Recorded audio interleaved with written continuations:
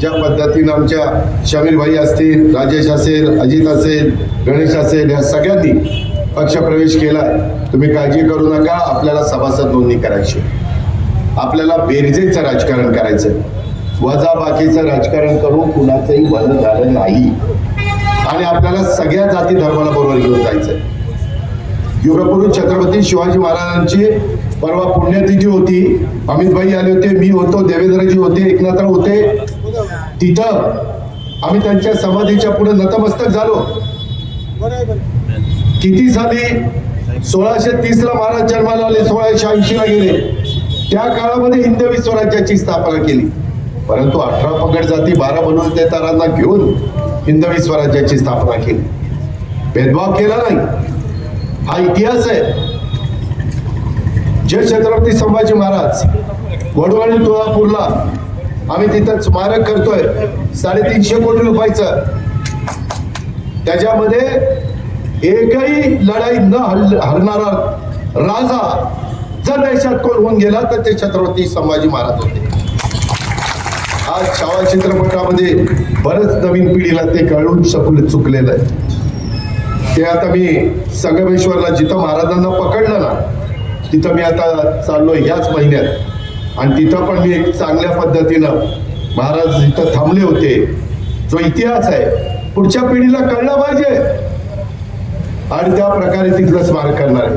पुण्यश्लोक अहिल्यादेवी होळकर चौंडीचं स्मारक आजच सकाळी माझे ACS चे राजगोपाल देवराम माझ्याकडे आले होते 9 वाजता. आणि मला म्हणले की दादा, या स्मारकाच्या संदर्भात कुठल्या डिपार्टमेंटच्या कडे हे काम द्यायचं, नियोजनला द्यायचं का? नियोजन खातं माझ्याकडे. मी म्हणलं नियोजनला द्या.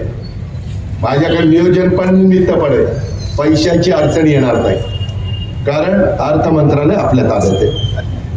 अतिशय देखणं पुण्यश्लोक अहिल्यादेवी होळकरांच्या नावाला साजेसं स्मारक करणार. मी विश्वास राम शिंदे साहेबांशी बोलेन, सगळ्या मान्यवरांशी बोलेन, पण आपल्या सगळ्यांना अभिमान वाटेल अशा पद्धतीनं स्मारक करणार. काम करायचं तर लोकांनी पण नावच घेतलं पाहिजे. ती 61 लाख. आता ही लोकसंख्या जर वाढली, मलाच तिथं काम करून झाले जवळपास 25 वर्ष, 30 वर्ष. लोक म्हणतील की मागच्यांनी काय केलं. आज उद्याची आम्ही निर्णय घेताना 50 वर्ष डोळ्यासमोर ठेवून निर्णय घेत असतो. वाईटपणा घेताना 5% लोकांचा वाईटपणा घ्यावा लागतो, पण 95% जनतेला फायदा होतो. किती? 95%. मित्रांनो, ह्या पद्धतीनं काम करावं लागतं. आज आता ह्याच्यात काय झालं, कोण म्हणतं कॉन्ट्रॅक्टर बदलले, कोण आणखीन काय म्हणतंय. अजूनही इथले ST चे काही प्रश्न सुटलेले नाहीयेत. अजून बरेच इथं प्रश्न आहेत. मागं ज्यावेळेस रोहित आमच्या बरोबर होता, त्यावेळेस 2.5 वर्षात इथं किती कोटी रुपये मी दिले याची माहिती काढा. आता तो माझ्याबरोबर नाहीये. सुदैवाने उमेशने उल्लेख केला, राम शिंदे साहेबांना महायुतीच्या सरकारने भाजपने विधान परिषदेचे सभापती केले. आपल्याला इथल्या तरुणांच्या हाताला काम देण्याच्या करता कर्जत जामखेडला MIDC आणावे लागेल. बरेच जणांनी सांगितलं MIDC आणणार, आली का? नाही आली. प्रयत्न करावा लागणार, वेळ द्यावा लागणार. पाण्याच्या बद्दल मगाशी चर्चा झाली.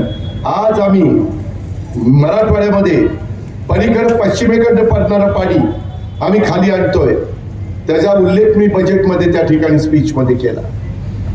आपल्याला मराठवाड्यात जायकवाडी असेल, येलदरी असेल, सिद्धेश्वर असेल, माजलगाव असेल, तेरणा असेल, तिथलं मांजरा असेल, ह्या धरणामध्ये पाणी जास्तीचं आणावं लागेल. तशा प्रकारची व्यवस्था आम्ही त्या ठिकाणी करतो. इकडचं पाणी मोठ्या प्रमाणावर पंचगंगेचं, कृष्णेचं, कोयनेचं वाहून जातं. ते पाणी बोगदा काढून आपल्याला इकडच्या भागामध्ये आणावं लागेल आणि उजनीत सोडावं लागेल. सगळी सारखी मला, हा उजवा हा डावा, ही जवळचा ही लांबचा, तसलं नाही. त्या भागातला तो माणूस आहे ना, त्याची अडचण आहे ना दूर झाली पाहिजे, त्याचं म्हणणं योग्य असलं पाहिजे.